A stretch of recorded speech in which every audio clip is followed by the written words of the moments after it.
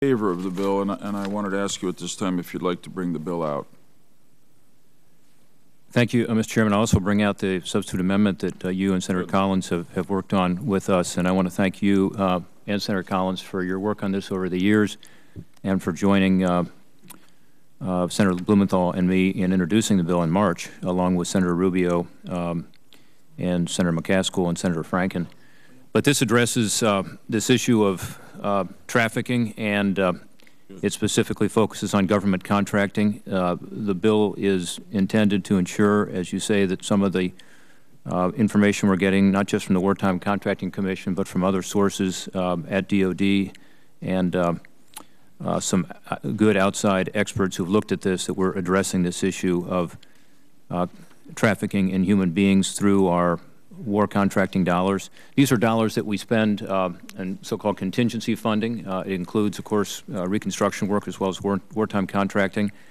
And the State Department Inspector General, the DOD Inspector General, again, others, including the Wartime Contracting Commission, have told us that there is a real issue here. There's a lack of visibility into labor practices by these contractors and subcontractors who, by necessity, rely on vast numbers of third-party nationals to do work overseas for us. In other words, U.S. taxpayers are paying for this work.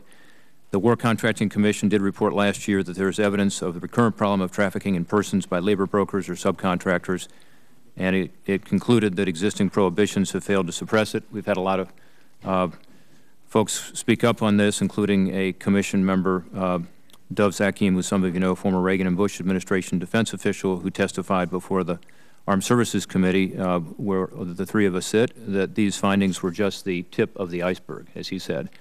So I think this is an appropriate issue for us to address, and I think we've got a common sense bill here to do so. Broadly defined, we say human trafficking includes forced labor and other coercive labor practices, recruiting workers to leave home based on fraudulent promises, confiscating passports to limit the ability of workers to return home, charging workers a recruitment fee that consumes more than a month's salary, to name a few of the forms of abuses that are addressed by this legislation. We also want to make clear that we believe the overwhelming majority of U.S. contractors and subcontractors are honorable and law-abiding and trying to live by these standards, but unfortunately others are not. And so we're essentially taking the best practices adopted by these contractors and ensuring they become the standard practice in all significant U.S. government contracts abroad. So the legislation does require a compliance plan. It has reporting and monitoring requirements that triggers an investigation. And it also gives contracting officers better tools to hold violators accountable.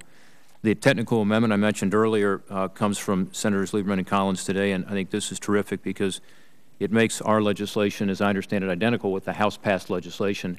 I've looked at the technical amendments. They're all technical, and I think do not change the substance of the bill at all, and yet it enables us to have companion legislation that's identical to what's already passed the House as part of the National Defense Authorization Act of 2013. So again, the House has already acted on it. I hope we can act quickly today and then get it to the floor and include it through a vehicle that's moving, and be sure that we can move forward on this important issue. Thank you all. Thanks very much, Senator Portman, for your work on this. I mean, I found